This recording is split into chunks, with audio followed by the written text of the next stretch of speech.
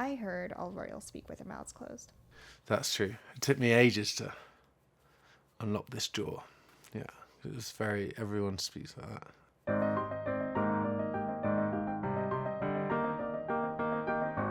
Tell me about the one bet you're glad you lost. I mean, I'm not a betting man, but I betted against myself for the Emmys. It's true. I put a bet on Billy Porter to win because I loved Billy in that show. Josh O'Connor, The Crown. I think I was relieved that it was over and scared about having to go up on stage. After I won the Emmy, I came down holding it and I hugged my friend Zach and I struck myself in the head with the Emmy. So in any picture of me at the Emmys, I am bleeding from the eye. But I'm sort of... I guess I am glad I lost that bet.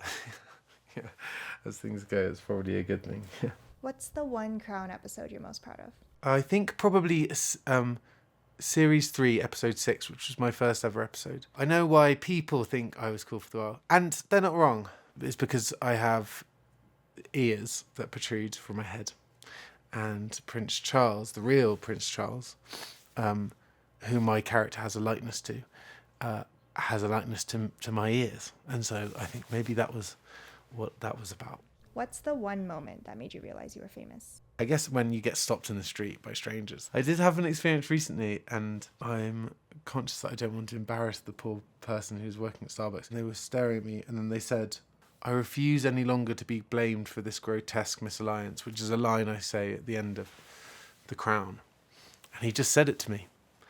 Very strange, but very, I think, nice. What's the trick to delivering that line? Get really annoyed, get really angry. It's probably my favourite scene to do in The Crown because it was me and Emma, who's like one of my great friends, and just shouting at each other. It was great. I refuse to be blamed any longer for this grotesque misalliance!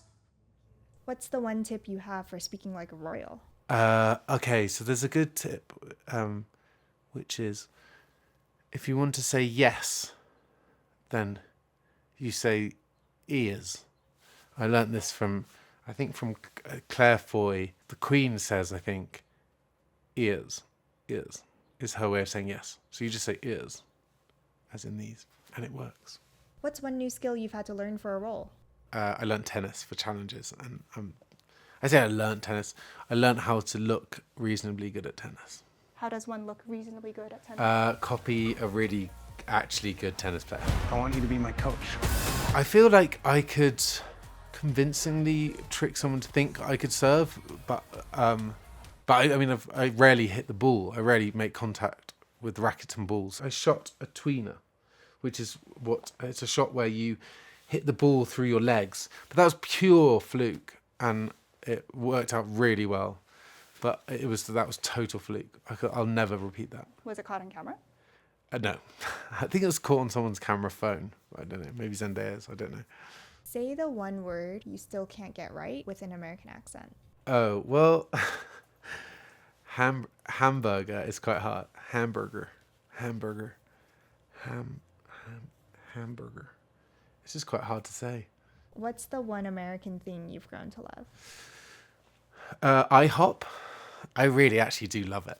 I've had some of the greatest culinary experiences have been at IHOP in my life. I didn't know. I thought it was a bank, or an insurance company. And I went in, discovered it was the International House of Pancakes, and ever since then I've loved it. I had eggs and potato hash and French toast with blueberries. I've never had anything else. I go for the same order every time. What's the one movie that is underrated, in your opinion? Well, it's a movie that lots of people really like, but I think Superbad is one of the great movies of our time. And sometimes I think we consider it as a comedy and therefore by the by, but it's one of my favourite movies. What's the one scene you think about often?